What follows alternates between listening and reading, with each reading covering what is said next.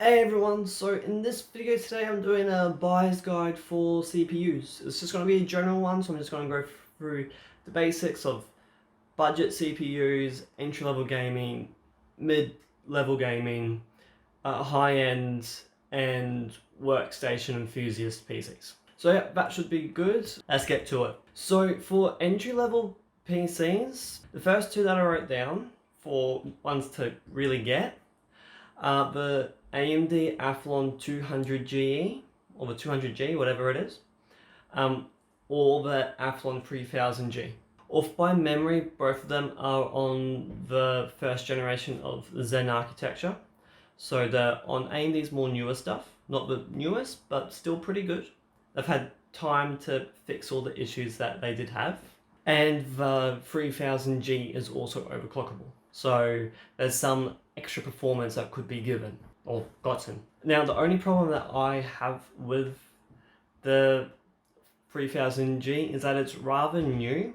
Not that that's a bad thing, it's actually rather good. But there's a really good chance that whatever motherboard you put it in will need a BIOS update. And in my opinion, for an entry level grandma, grandpa, mum and dad does the job PC, having to do a BIOS update is out of the scope of that sort of build. And that's where Intel's CPU comes in. And the one that I picked was just a little bit more expensive, but it's better than Intel's cheaper option. But it's Intel's Pentium Gold G5400. It's one of Intel's 14nm processors. By the way, both of the Athlon processors from AMD I did just mention before are 14nm, but this processor has been around for a couple of years. There is, in my mind, no reason why a motherboard should need a BIOS update for this CPU to work, as the motherboard that you get should be updated to a certain degree from the factory. So my recommendation would be either the 200GE for the Athlon or the Pentium Gold G5400. But if you're prepared to do a BIOS update, then the Athlon 3000G will be a better option than the 200GE. Not to mention that all these CPUs here in the entry level part of this video are all 2 cores, 4 thread processors. So it doesn't sound like a lot to me, or probably for a lot of people, because even gamers now have at least 6 cores, 12 threads. But for the mum and dad PC, the simple internet browser, internet banking, maybe a Word document, just for the simple necessities that a computer gives, these are perfect. They are low cost, low power consuming, and why not? And they are actually all pretty good in general. Okay, so now entry-level gaming. Let's get to it. The Ryzen 3 3200G or the Ryzen 5 3400G, to me, would be the best options for entry-level gaming. They've actually got pretty good integrated graphics processors on them in comparison to anything from Intel as of this recording. In comparison to the 9th gen, the 8th gen, AMD's integrated GPU is a heck of a lot better and can be gamed on to a degree. I'm not quite sure about the thread count, but both of these CPUs are 4 cores. But both of these CPUs would be really good for entry level. And then if you want a bit more gaming horsepower, just put a graphics card in and really you'll be doing fine. But would give anyone a much better gaming experience than the 3200 or the 3400G. And for this level of gaming, well, Intel does have processors. Their processors really aren't as good. They work, they do the job, but really AMD have knuckled down in this section of the market. Okay, so for mid-tier gaming. Now, I'm going to sound like an AMD shill. I am. With how the entry-level gaming went, the mid-tier gaming isn't really any better. Again, Intel has processors for this portion of the market, but AMD is doing a heck of a lot better at the price point. So I'm not going to even mention an Intel processor because I wouldn't buy one for this portion of the market. So with mid-level gaming, I could make a justification for the 3600 from AMD. It's a rather good CPU. It's a really good chip. It's on Zen 2 architecture, which is AMD's newest stuff. So it does really good for power as well as speeds. power consumption and how good the CPU actually performs at that power consumption. I would recommend the 3600 over the 3600X because the gains for spending that little bit more for the 3600X aren't worth the extra money spent on it. So now for the high tier gaming. For the CPUs, I would actually go with Intel if you want the best FPS. So go with anything that's a 9900K. So 9900KF, 9900K, 9900KS is the best, but what you get from the KS you could get out of the other two through overclocking. If you want to take a step down, then the 9700K would be the next best bet for how much FPS you get. And for AMD, could make a call for the 3700X as a more budget option. The 3800X would be a slightly better option, but the gains between the two CPUs from the 3700X to the 3800X may not be worth the extra price. But for AMD, if you want something, not necessarily their best mainstream CPU, but their second best, the 3900X, 12 cores, 24 threads. It's got more threads and cores than what either of Intel's offerings have for mainstream, and it's a rather good CPU. If you wanted to go even more, which would make it more expensive than Intel's options, then the 3950X would be the most that you would need to go, but I reckon that the 3900X would be the limit because the 3950X is more steered towards editing PCs and workstations. Any of the 9900K models are 8 cores, 16 threads, while the 9700K is only 8 cores, 8 threads. There is a bit of a difference, and if you're a performance nut, you really want the 9900K because you can overclock that to 5 gigahertz, maybe slightly more, but that's that. But of course you also need a heck of a lot of cooling horsepower when you get to this tier of CPU for a good portion of them. Now for the enthusiast builds, again, AMD shill sounding portion of this video. I promise I'm not. Intel does have offerings, but for how I see it, better performance, AMD is the way to go. I've got the 3950X, which is a mainstream CPU, but 16 cores, 32 threads for a mainstream CPU hasn't been heard of until the 3950X. So it's, to how I see it, a much cheaper HEDT CPU.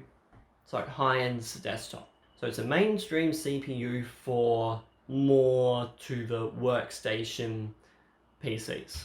So the 3950X would be like your budget option for an editing workstation PC, but definitely your option if you want to do some form of editing, but also want to do gaming as well and want, I wouldn't say the best of both worlds. You can get much better for editing, but a more level playing field for both. Other options are the 3960X, which is a 24 core 48 thread processor, if I've got it all correctly in my head.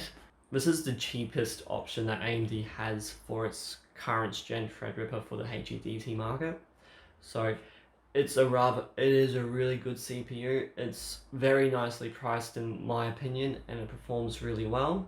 And then the more extreme option for the workstation PC, which, don't get me wrong, still be an awesome option, but it would be the 3970X, which is 32 cores, 64 threads of AMD Zen 2 awesomeness, and you can't really go wrong with it. It's, again, well priced, performs exceptionally well, and personally for a lot of people, I think that this would be a better option money to performance wise than the 3990X, as I reckon that the 3990X is more suited to businesses that need lots of virtual machines, but I do see where that CPU has a market if you would use a lot of its horsepower. If you had an editing, if you're doing some form of workstation task that required the 64 cores and 128 threads that the 3990X provides. But for the money side of things, I reckon that the 3970X is the way to go. Intel does have CPU options for the workstation editing class, which is also basically your enthusiast level PCs. But I reckon that AMD's offerings are much better, as well as Intel's offerings are now on refreshes. Got your 10980XE, which is a refresh of a refresh. So the performance gains that Intel has done for their HEDT processors haven't been all that significant over the past few years, whereas these AMD Threadripper CPUs that are on Zen 2 architecture are, again, just awesomeness. So yeah, that there is my guide for CPUs. So basically, I'll run through it quickly again. I'll just say what my pick would be. So for entry level, my pick would be the Pentium Gold G5400 or the Athlon 200 GE. For entry level gaming, I would go with, personally, the 3200G if you're really starting, maybe the 3400G if you want something a little bit better. You can even upgrade your graphics cards later, get an entry level graphics card, upgrade it later, and you'll have an awesome mid-tier system. For mid-tier, start with the 3600. It's a great start, it's an awesome CPU. At most, I'll be going with the 3700X. I reckon that the 3600 is a much better CPU for mid-tier, and it doesn't really have anything that is getting in its way. For the high end, anything that has anything from Intel for the 9900K family, they seem to have their own family, or the 9700K would be your best bet for performance for FPS. Intel is better with frames per second than what AMD is, but the 3970X would be the better option for getting the price for a higher end system lower. 3800X is a good option, but I'm not quite sure if the price difference between 3700X and the 3800X is worth it. And at most, I reckon that the 3900X for AMD would be the way to go. Really good CPU, more cores and threads than what Intel's offering, but at lower speeds. For the enthusiast class PCs, which include workstations and editing PCs, I reckon that the lowest you go would be the 3950X, which is a mainstream processor from AMD, so maybe not enthusiast, but definitely budget editing and workstation. 3950X with 16 cores and 32 threads is just awesome. But to get into the more higher end stuff, the 3960X and the 3970X would be the better options. Really well priced, perform exceptionally well, and I reckon that they are better CPUs for this portion of the market than the 3990X from AMD, which 64 cores, 128 threads, might be, depending on your workload and use case, too much for what you need. And also, in comparison to other HEDT CPUs, it is rather expensive, but in comparison to Intel's Xeons, it's excessively cheap and more cores and threads. So it's in a funny boat, but I reckon that the 3700X would be the most that you go for the workstation enthusiast editing builds, unless you need more horsepower. And Intel has offerings in this market, as well as the mid-tier gaming and the entry-level gaming markets as well, but I really don't think that their options are strong enough to even get a mention. So that's all I have for you for this video. Don't forget to hit that like button below, as well as smash that subscribe button if you want to see more videos like this from me. I hope that you join me for the next video. Don't forget, this channel is really about PC guides to help build your rig rights.